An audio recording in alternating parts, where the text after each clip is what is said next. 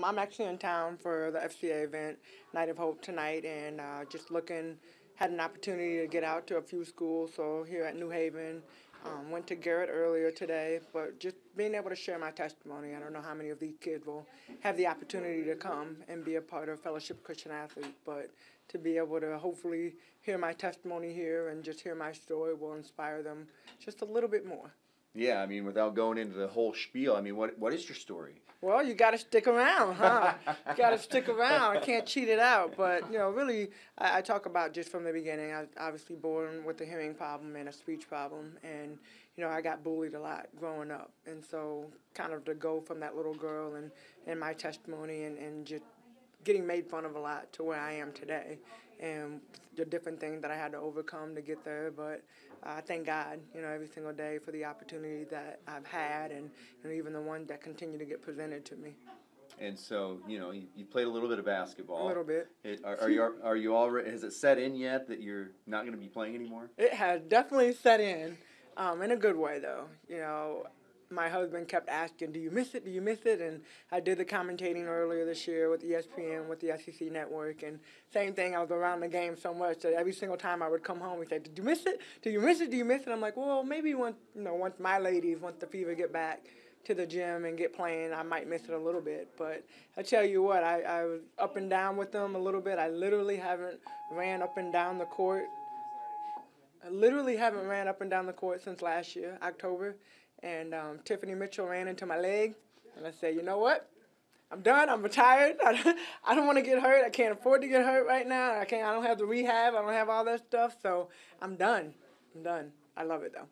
And so you were talking about your role with the Pacers. Can you kind of explain what is that role? Yeah, so it's a long title, and the gist of it is really for Pacers Sports and Entertainment. I'll be working with the Pacers, the Fever, and the Mad Ants.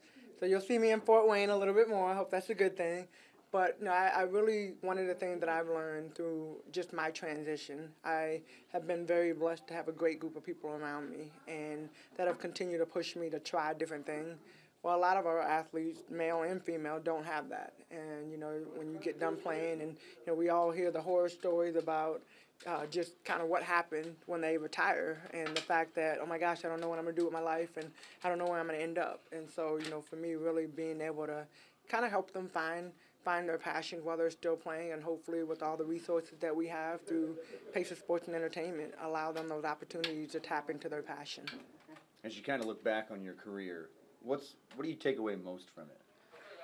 Well, I think for me, the thing that I'll miss the most from my career when I look back is the people and, my teammates and just the experience of playing in a team sport, and the road trip, the flying, all that good stuff. But I think probably the big thing that I take away is just taking advantage of every single opportunity that's presented to you. And even now being able to do the speaking engagements, and I'll talk a little bit about this with the teenagers here today. But I literally didn't start doing public speaking until my first year in the WNBA, and it was because I was forced to in a way. But if it wasn't for that opportunity and if it wasn't for somebody that pushed me, I wouldn't be doing what I'm doing today and being able to share my story and my testimony. And so, that's a big deal for me. How do you like that role from being a leader on the court to now being a leader off the court, especially with students today? I love the role of being a leader, being able to make that transition from on the court to off the court. And a big reason is because you're still able to impact lives. I think the leadership aspect from on the court, and when you look at leaders and you look at what that word means, and then you look at some great leaders that we all know, the people that come behind them is really a testament to what type of leader you are. And so, I hope the last couple of years, 2014, I made the announcement, and then last year was my last year. But I hope that I've really set up the people that will come behind me beyond January, Elena Larkins, Marissa Coleman. I hope that they'll step up, and because of the things that they were able to learn from what it takes to be a leader, they'll transition into this year and be able to step into those shoes. Okay. I think you got to go. Okay. Sure.